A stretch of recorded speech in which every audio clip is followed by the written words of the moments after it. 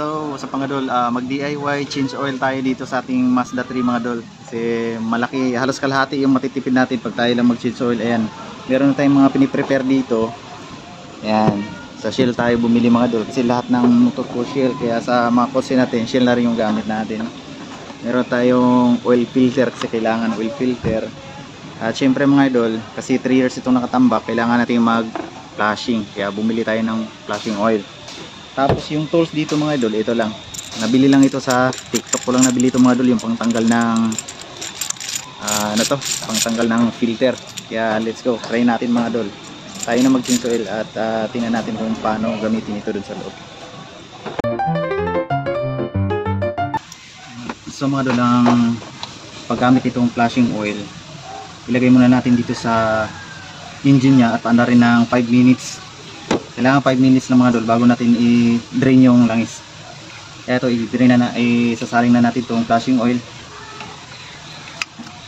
Yan, tapos paanda rin natin.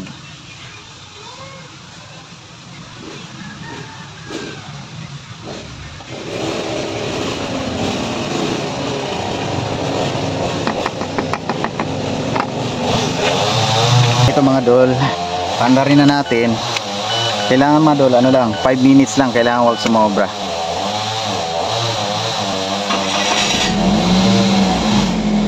Okay.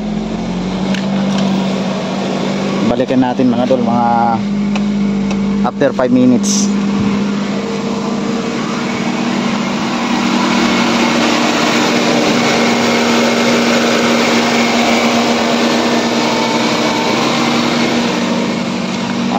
Mag-time tayo mga idol, mag-oras tayo, kailangan wag sumobra. Ayan, ang oras mga idol ay 4:51.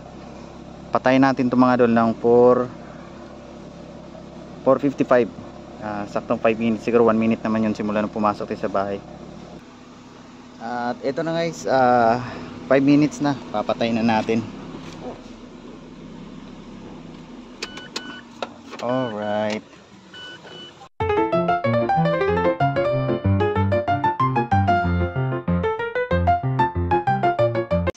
Ito yung sa ilalim ng ng Mazda mga dol. Sa bandang gitna, dito po nakapwesto yung oil filter.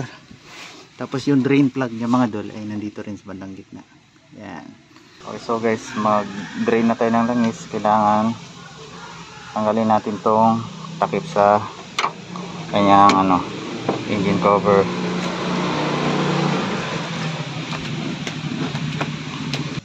Oo naman. Ayan mga dol, yung kulay ng langis mga dol medyo malapot pa rin kahit may flashing oil yan. Kaya ibig sabihin talaga kailangan na po talagang to change oil. Ayan na, paubos na siya mga dol. Antayin na po natin wala nang tutulo. Medyo wala nang natulo. Ayan, babalik na natin tong tornilyo ng drain plug. Tapos sunod natin baklasin mga dol ay ang oil filter dito. Ayan, medyo mahirap mag video mga dol pag baklas na ito, kaya di na muna tayo mag video habang baklasan to. Ayan mga dol, so, paglagay ng oil filter mga dol, ayan, nilalagyan natin ng langis yan para hindi ma-disalign yung o-ring nya pag hinigpitan natin. Ayan, doon yan nakatutok mga dol. Yun, kakabit na natin. Ayan.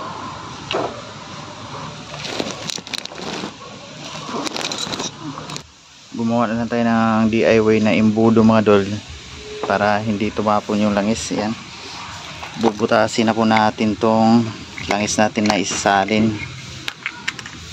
Yan, 4 liters. Sabi mga dol, 5,000 km daw tong langis na to.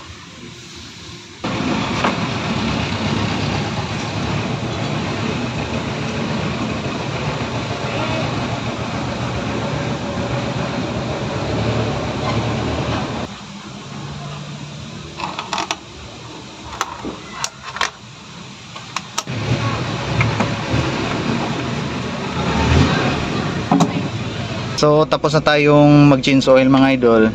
Yung ginamit nating langis mga idol, ano daw yun, 5,000 kilometer daw yon. Ibig sabihin mga idol, kung nasa 95,000 na to mga idol, 418, bali magpapalit tayo ng langis mga idol next na 100,500. Yan, tatandaan natin mga idol, 100,500 bago tayo magpalit ng langis ulit. Alright, DIY lang mga idol, nakakatipid tayo kahit papaano.